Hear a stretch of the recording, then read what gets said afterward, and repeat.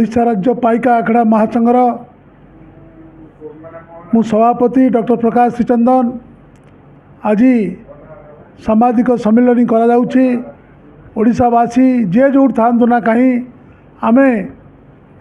समस्त को जना देउछु ओडिशा रे जो निर्वाचन आसुची ए निर्वाचन रे भल कैंडिडेट बाछिबा पाई तांको आमे एपरी कैंडिडेट बाछिबा जे ओडिशार विकास धारा रे संपूर्ण लड़ाई संग्राम करिवो सुंदर ओडिशा गठन करा दिवो एवं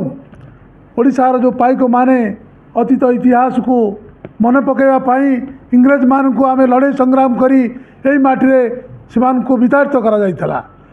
एवं ओडिशा आज पर्यंत आमे समस्त सब कथा कहूचे किंतु आमे ओडिशार लीडर माने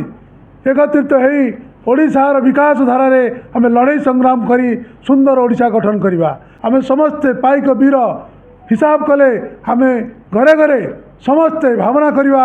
आमे कहा को दबा कहा को सिलेक्ट करिवा को लीडर को देले आम ओडिशा राज्य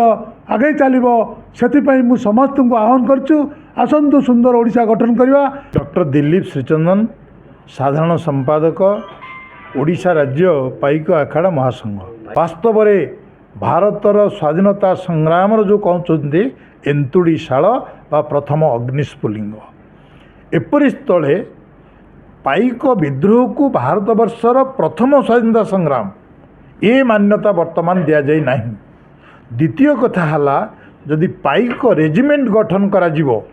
तेबे शह शह हजार हजार ओडिया युवक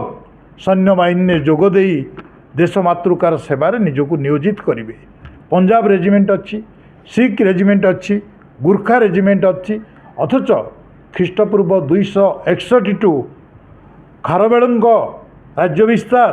पाइक विद्रोह ए सबू को देखिले ओडिया माने गोटे वीर जाति से कहुला कलिंगा साहसिका किंतु कलिंग पाइक संगठन बा ओडिशा पाइक जो आमर रेजिमेंट जेहेतु नहीं से आमे आमर जो हक दाबी पाई पारने ए दृष्टिकोण आगामी निर्वाचन रे प्रत्येक राजनैतिक दल निजर निर्वाचन इस्ताहार रे स्थान देवा उचित।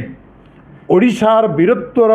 दर्पण होची पाइक विद्रोह एवं पाइक आखड़ा या पाइक आखड़ा रे जो माने खेलुचंती सेमानंकु पुलिस बाहिनी रे हो सेमानंकु आमर जो स्कूल रे